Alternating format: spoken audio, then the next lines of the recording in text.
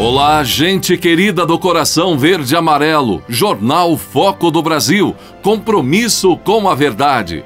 Sou Cleiton Basso, nosso convite para que você comente nos contando de qual lugar abençoado do nosso lindo Brasil ou do mundo você assiste a mais esta edição. Deixe o seu like, é importante, torne-se membro do Foco do Brasil, faça parte desta comunidade verde e amarela, é muito fácil, QR Code aparecendo na tela, seja membro.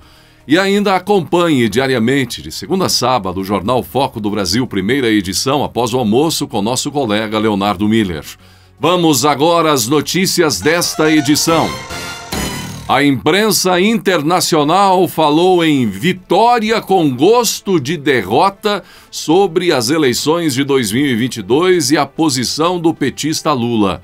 A eleição presidencial brasileira ocupou posições de destaque em portais da imprensa internacional, com o petista Lula, em geral, sendo apresentado como vitorioso, mas sem força suficiente para garantir uma vitória sobre o presidente Jair Bolsonaro, que saiu fortalecido do primeiro turno.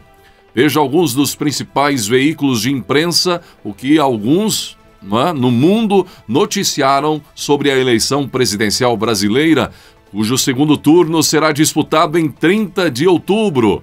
A imprensa internacional fala em vitória com gosto de derrota sobre eleições de 2022. Um dos jornais que deram espaço para a análise foi, por exemplo, o jornal, a revista, britânica The Economist, que deu destaque em seu site para o resultado do primeiro turno da eleição presidencial brasileira, abrindo sua reportagem principal afirmando que para o petista Lula foi uma vitória com gosto de derrota. O texto destaca que Bolsonaro se saiu melhor do que o esperado e que o momento agora está com ele e não com Lula. Lembrando que muitos aliados do presidente foram eleitos para o Congresso.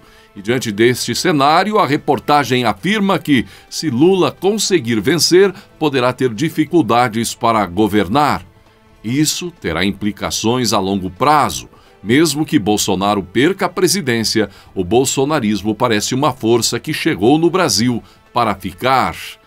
Grande golpe para brasileiros progressistas ou à esquerda, foi o que disse o jornal The Guardian. Também do Reino Unido, destacou que Lula foi vitorioso no primeiro turno, mas com desempenho insuficiente. O título de uma das matérias principais do site, que transmitiu os resultados da eleição brasileira em tempo real, dizia: ex-presidente Lula ganha em votos, mas não com vitória definitiva. O resultado da eleição foi um grande golpe para os brasileiros de esquerda que estavam torcendo por uma vitória enfática sobre Bolsonaro. Pesquisas julgaram mal força dos conservadores, foi o que disse o jornal americano The New York Times, que criou uma página de transmissão ao vivo de informações sobre a eleição brasileira em seu site no domingo, e destacando na página principal que Bolsonaro e Lula vão para o segundo turno. A reportagem do site do jornal norte-americano começa afirmando que Bolsonaro teve um desempenho muito melhor do que o previsto por analistas e jornalistas militantes, contra, e pesquisas de intenção de voto que nas últimas semanas sugeriram que ele poderia até perder no primeiro turno. Durante meses, pesquisadores e analistas disseram que o presidente Jair Bolsonaro estava fadado ao fracasso. Em vez disso, Bolsonaro estava comemorando. Embora seu adversário Lula tenha terminado a noite na frente, Bolsonaro ainda superou em muito as previsões e levou a disputa ao segundo turno, acrescenta o texto do New York Times. A reportagem cita ainda as eleições estaduais e legislativas, dizendo que as pesquisas pareceram julgar mal a força dos candidatos conservadores em todo o país. Ainda assim, o jornal afirma que nas próximas 4 semanas, Bolsonaro terá que abrir vantagem sobre Lula, que saiu na frente no primeiro turno. A publicação dá destaque ainda que a eleição de 30 de outubro é considerada a votação mais importante em décadas para o país, vista como um grande teste para uma das maiores democracias do mundo, diz New York Times, que destacou ainda que as pesquisas erraram feio. Diz que Bolsonaro estava certo ao apontar discrepâncias. Quem sabe agora vão ver as críticas que o presidente brasileiro faz ao sistema com outros olhos, não é? Então, o próprio jornal norte-americano dizendo que Bolsonaro estava certo ao apontar discrepâncias. E agora, gente? Acusavam Bolsonaro de golpe, mas quem estava ou quem esteve aí organizadamente preparando um golpe através de dados estatísticos irreais, mentirosos. E agora, não é? Para muitos brasileiros, diz o jornal ainda, o impensável aconteceu. Agora quem diz isso é o jornal Washington Post, que também destacou no topo de sua página principal que o Brasil terá um segundo turno, afirmando que o próximo turno colocará Bolsonaro contra, que é um defensor da liberdade, contrário a regulações pelo Estado, e inclusive o jornal diz que o Bolsonaro é uma versão brasileira de Donald Trump, contra seu inimigo político Lula, líder do PT. O jornal também mencionou a disparidade entre as pesquisas de intenção de voto. Que vergonha, gente, que foi isso, não é? Que mostravam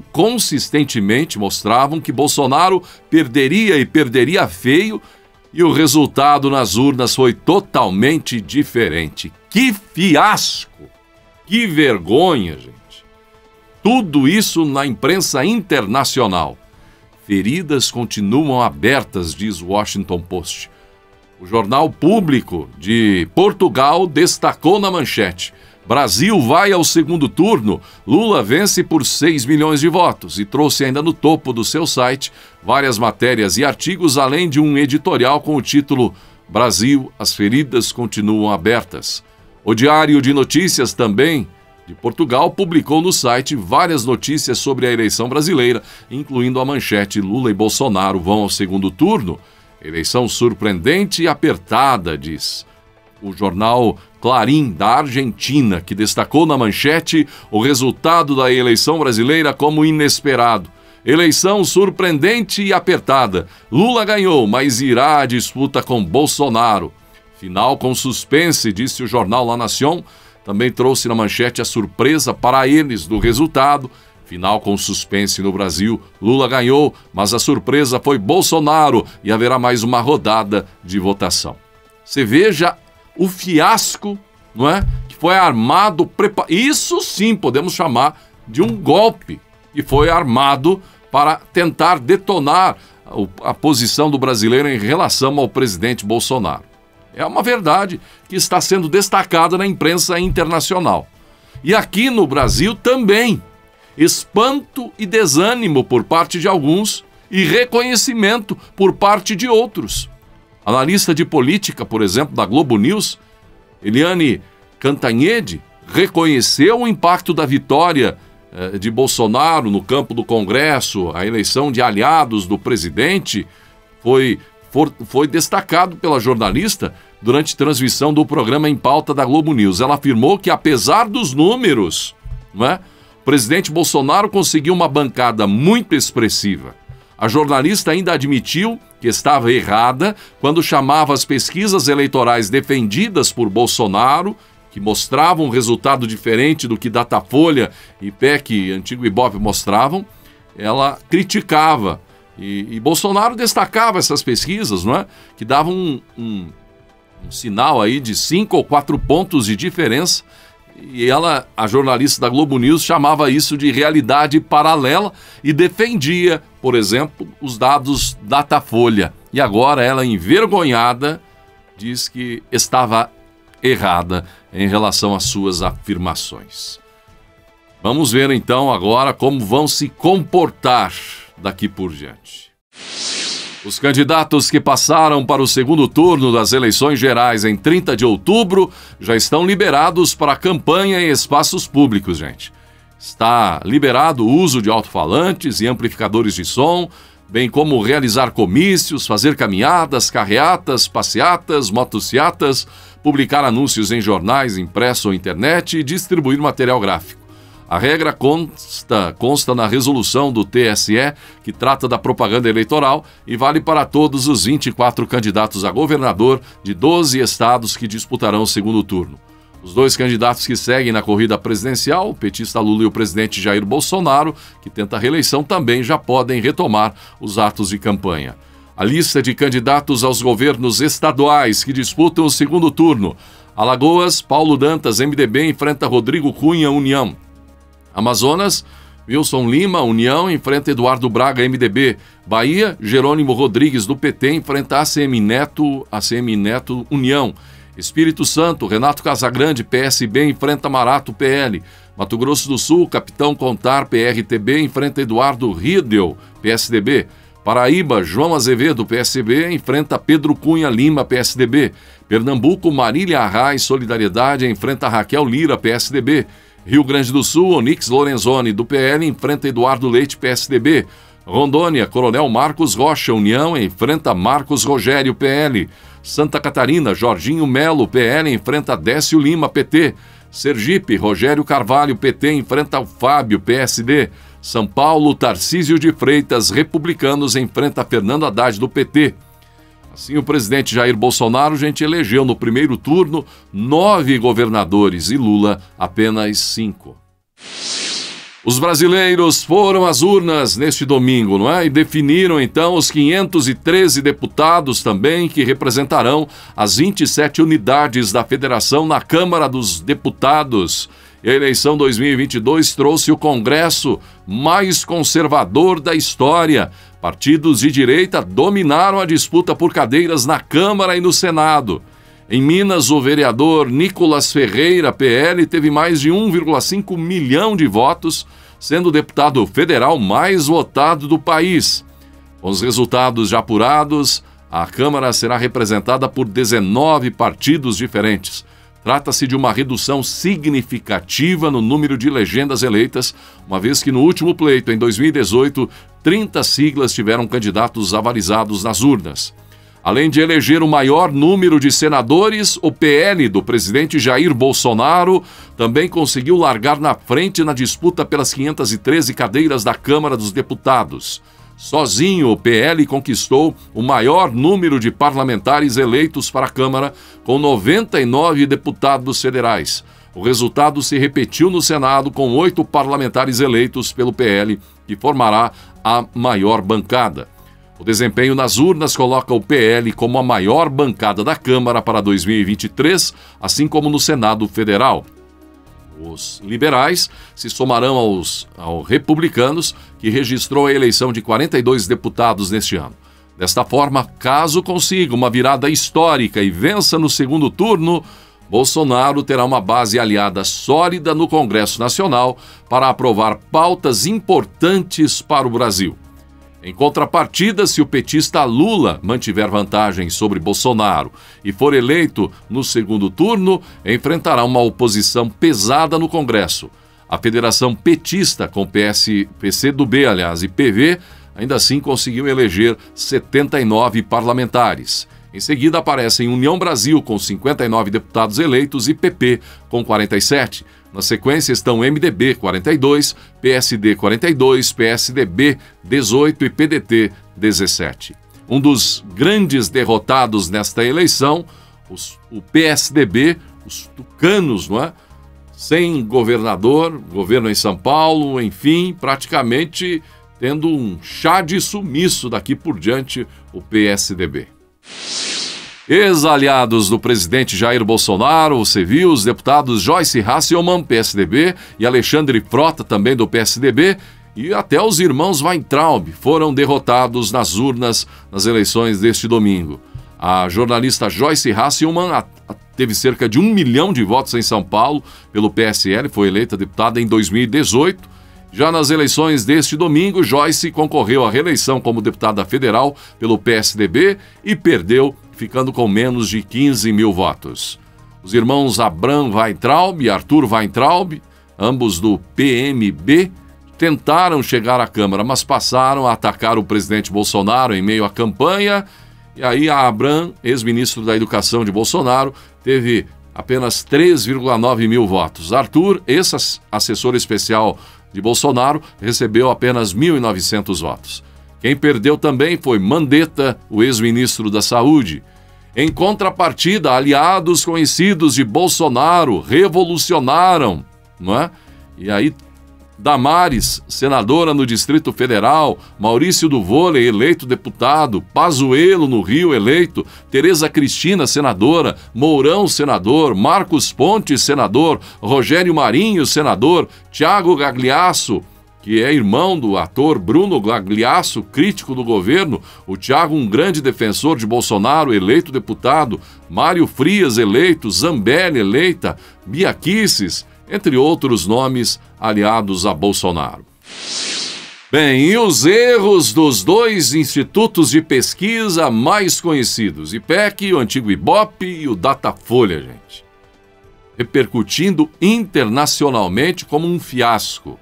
Muitas notícias aqui no Brasil com manchetes tipo as do Metrópolis.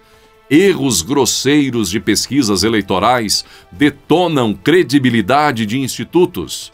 Já na CNN, um jornalista disparou, institutos mais descredibilizados foram os que mais acertaram. E afirmações ressaltando que as tais pesquisas foram fake news, golpe contra Bolsonaro, e ficou claro que o objetivo foi favorecer o candidato petista. O jornal Gazeta do Povo do Paraná publicou um editorial sobre o assunto. Diz o seguinte: em uma disputa muito mais equilibrada do que as pesquisas de opinião indicavam, o presidente Jair Bolsonaro e o ex-presidente, ex-presidiário e ex-condenado Lula, do PT, foram para o segundo turno da disputa pelo Palácio do Planalto. Bolsonaro chegou a liderar a apuração durante boa parte do tempo, mas Lula o ultrapassou na metade final da contagem de votos e terminou com 5 pontos percentuais de vantagem, considerando-se apenas os votos válidos. A estratégia petista de pedir o voto útil em Lula para encerrar a disputa já no primeiro turno não prosperou por apenas 1,7 ponto percentual, a quantidade que faltou para Lula superar a barreira dos 50%. E justamente porque este primeiro turno foi mais acirrado que o previsto, novamente o desempenho desastroso dos institutos de pesquisa deve ganhar relevância a ponto de ter sido destacado na imprensa internacional. A eleição de 2018 foi marcada por erros nada menos que grotescos, em que os resultados reais foram radicalmente diferentes daqueles apontados às vésperas do pleito. Agora, novamente, jogar a culpa dos erros de 2018 nas costas de uma suposta volubilidade do eleitor foi apenas uma maneira de empurrar à época o problema para a frente, e ele voltou a explodir agora, bem diante dos institutos que precisam admitir que o produto que entregam não está correspondendo ao que se promete. 4 anos depois, houve uma nova série de erros bastante significativos, como o desempenho do ex-ministro Tarcísio Gomes de Freitas, do PL, que foi para o segundo turno em São Paulo com 7 pontos de vantagem sobre um Fernando Haddad, do PT, que era o líder absoluto das pesquisas. Ou a reeleição em primeiro turno do fluminense Cláudio Castro, do PL, quando as sondagens davam como certo um segundo turno contra Marcelo Freixo, do PSB. A situação não foi diferente em disputas para o Senado, diz o jornal Gazeta do Povo. Desta vez, sem a desculpa das 2 vagas em que houve erros significativos em estados como o Espírito Santo, onde Magno Malta, do PL, derrotou a líder Rose de Freitas, líder das pesquisas do MDB. No Paraná, em que Sérgio Moro, União Brasil, venceu, e Álvaro Dias do Podemos, líder das pesquisas, terminou em terceiro lugar. São Paulo, onde Marcos Pontes, do PL, desbancou Márcio França, PSB, por 13,5 pontos percentuais de vantagem, quando a pesquisa mais benéfica ao ex-ministro e astronauta o mostrava rigorosamente empatado com o ex-governador paulista. E Rio Grande do Sul, onde o general Hamilton Mourão, do Republicanos, se elegeu senador apesar de figurar em terceiro lugar nas pesquisas. Por fim, é preciso também mostrar que, assim como ocorrera em 2018, a performance eleitoral de Bolsonaro no primeiro turno foi amplamente subestimada por todos os principais institutos da pesquisa. E aí, por quê? Por quê? Enquanto a votação de Lula pode ser considerada até dentro da margem de erro das pesquisas, ou muito próxima dela, várias sondagens de véspera colocavam o atual presidente com bem menos de 40%. Este fato, aliás, chama a atenção para um padrão nos erros de 2018 e 2022, diz o editorial. Os candidatos cujas votações são bem superiores ao projetado pelas pesquisas costumam ser conservadores de centro-direita ou direita.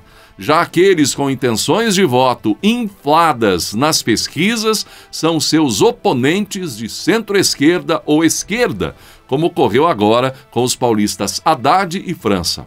Ou seja, há uma clara impressão que institutos e pesquisas mais conhecidas e aliados da velha mídia internacional, como o Globo e outros jornais conhecidos, foram meios para fazer propaganda e tentar influenciar o eleitor a votar no petista, prejudicando assim Bolsonaro. Bem, gente, que isso tenha ocorrido em 2 eleições gerais sucessivas é sinal de que existe, sim, algo muito grave no mundo dos institutos de pesquisa. O que será, hein? Gente, tá aí então a repercussão disso tudo, e não é para criticar instituto que a gente está demonstrando isso. Você vê que é uma repercussão generalizada. Generalizada. A gente tem um respeito aos dados científicos, às métricas, à utilização de pesquisas. É algo muito importante, mas não dessa forma, não é? Com dados errôneos. Isso não mostra uma realidade. Pelo contrário, acaba prejudicando. Isso sim podemos chamar de um golpe contra a democracia. É uma pena que aqueles que dizem defender a democracia e por isso fazem cada ato, cada coisa, não estão ou não querem ver essa questão. Felizmente, parece que até o Augusto Aras, procurador-geral da República, está analisando a ideia de fazer uma investigação sobre isso, analisar. Há pedidos na Câmara dos Deputados, o deputado federal Eduardo Bolsonaro, o Barros, Ricardo Barros, entre outros, parece que entrar, e até a ideia de criar uma investigação, uma CPI, contra os institutos para verificar o que está havendo. São mecanismos de meios e fins escusos, suspeitos para ajudar algum candidato, E ainda louvar as pesquisas que acertaram. Foram justamente os institutos que colunistas aí de alguns jornais como o Estadão, Folha de São Paulo, UOL, Globo News, mais demonizaram e atacaram, que acertaram.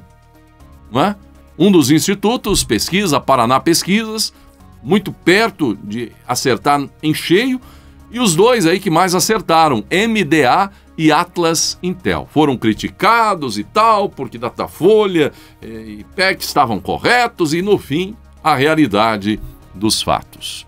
Que vimos pareceu ser de fato um consórcio de veículos de comunicação da velha mídia, associado a conhecidos institutos de pesquisas, colunistas e famosos militantes à esquerda, mais ações de poderosos que orientam inclusive o processo eleitoral, tudo em prol de se segurar Bolsonaro em prol do petista Lula. Mas nem tudo isso foi o suficiente. E dentro dos questionamentos, o jornalista Alexandre Garcia analisou: se tantos aliados de Bolsonaro venceram, de onde apareceram tantos votos para Lula? Alexandre Garcia então diz: vamos para o segundo turno em 30 de outubro para presidente e governador em alguns estados. Andei fazendo as contas e cheguei a 30 milhões de eleitores que não foram votar, que deixaram que os outros decidissem por eles. Achei estranho o resultado, porque esperava uma decisão em primeiro turno a favor de Bolsonaro, pelo amarelo que vi nas filas de votação no Brasil inteiro, não apenas em Brasília, e pelas manifestações de um lado e de outro.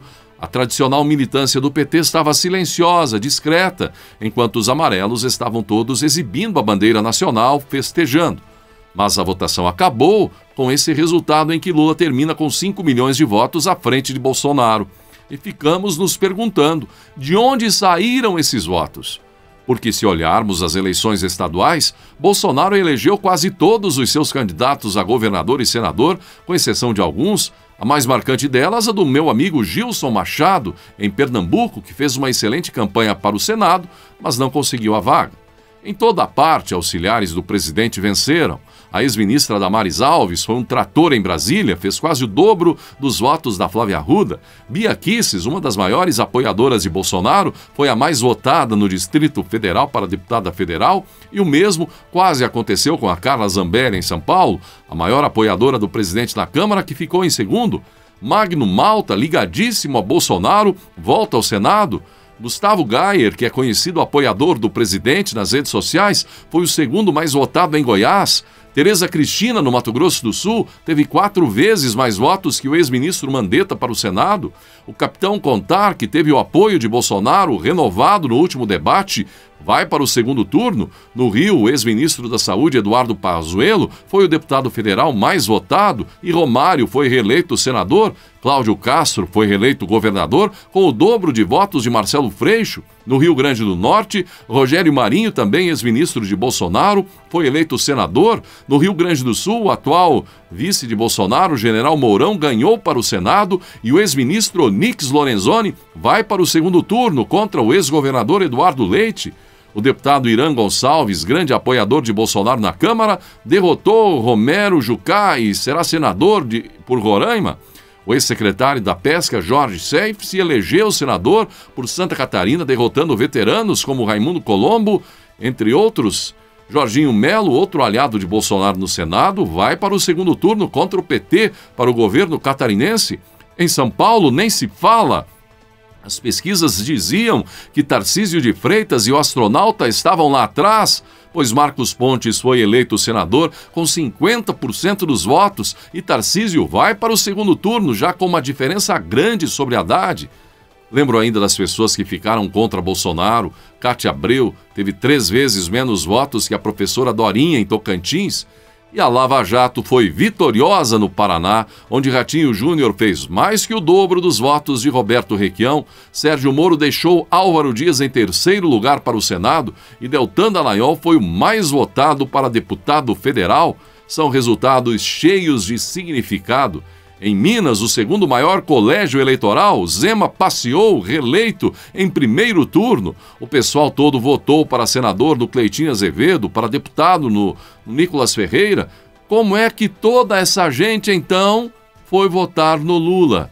Mas Lula venceu em Minas e foi fundamental esse resultado dele no primeiro turno. Então, Alexandre Garcia conclui. Fica essa dúvida sobre de onde vieram tantos votos para o PT. Ele salienta os erros das pesquisas. Alexandre Garcia. E o eleitor do Paraná demonstrou neste domingo que mantém apoio à Operação Lava Jato e mandou para o Congresso Nacional os 2 principais personagens da maior operação de combate à corrupção da história do país, com votações consagradoras para a tristeza de petistas e condenados na Lava Jato. O juiz da maioria das ações penais que tramitaram na 13ª Vara Federal de Curitiba, Sérgio Moro, foi eleito senador pelo Estado, enquanto o coordenador da Força Tarefa no Ministério Público Federal, Deltan Dallagnol, foi o deputado federal mais votado do Estado. A bancada ainda será reforçada por Rosângela Moro, mulher do novo senador paranaense, que foi eleita deputada federal em São Paulo. A eleição para o Senado coroa uma primeira candidatura conturbada de Sérgio Moro. O ex-juiz, que estava trabalhando na iniciativa privada nos Estados Unidos desde que deixou o Ministério da Justiça em 2020, voltou para o Brasil em novembro de 2021 para ser o pré-candidato à presidência da República da Terceira Via. Moro então filiou-se ao Podemos a convite do senador Álvaro Dias, a quem acabou derrotando nesta eleição, e toda então a história que vimos. Neste domingo, Moro, no entanto, teve tranquila vantagem de 10 pontos percentuais sobre Álvaro Dias, mas travou uma disputa acirrada com Paulo Martins, que tinha também o apoio do presidente Bolsonaro e era do PL. Moro recebeu pouco mais de 33% dos votos válidos, ante 29% de Martins e 24% de Álvaro Dias.